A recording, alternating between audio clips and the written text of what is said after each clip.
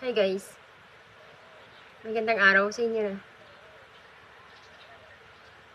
So, wala naman ako magandang maikakwento today. Kundi, ihuhugot ko lang sa isang mga karanasang sa buhay na minsan hindi natin inaasahan. Yung mga pangyayari minsan na magugulat na lang tayo kung bakit naroon tayo sa sitwasyon na yun.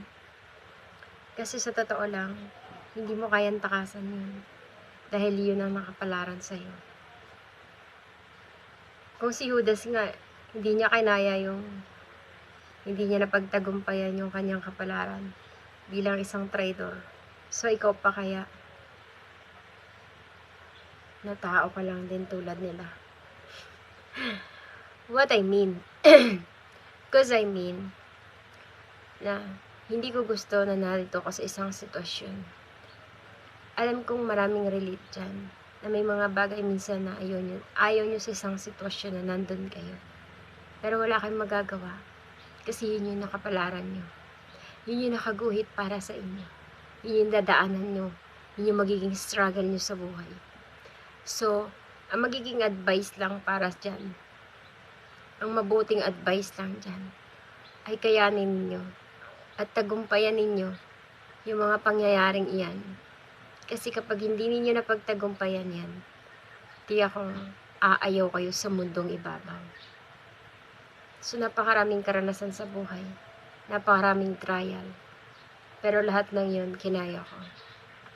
So, kaya nga ako naging matapang dahil sa sitwasyong ganun. Napaulit-ulit kong kinakaya ang lahat.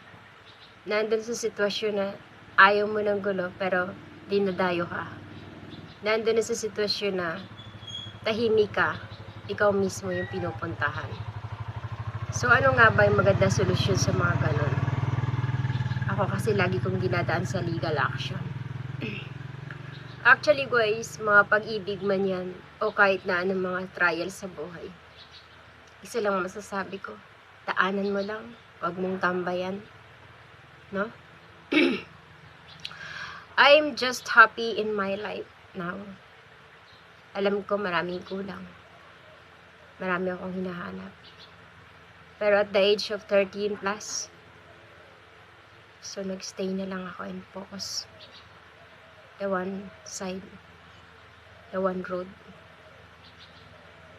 Nag-focus nga ba ako sa one road? Kasi every time magti-trigger ako, I wanna go I wanna run. Yes. Sa mga kagaya kong may anxiety, hindi madali ang lahat. Dahil lahat yon iniisa-isa ng isip ko. Lahat yon pinagdadaanan ko. At walang hindi pwedeng isipin.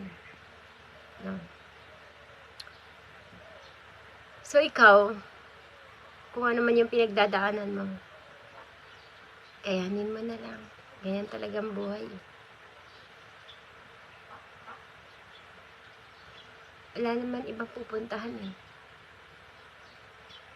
Dalawa lang pagpipilian mo. It's either na umayaw ka, pero sa kabilang buhay, tatanggihan ka. Or di naman kaya, you stay here, and then you suffer in this world, but in the other life, in the next life, you have a good future. So, pili na. Thanks for watching. Bye.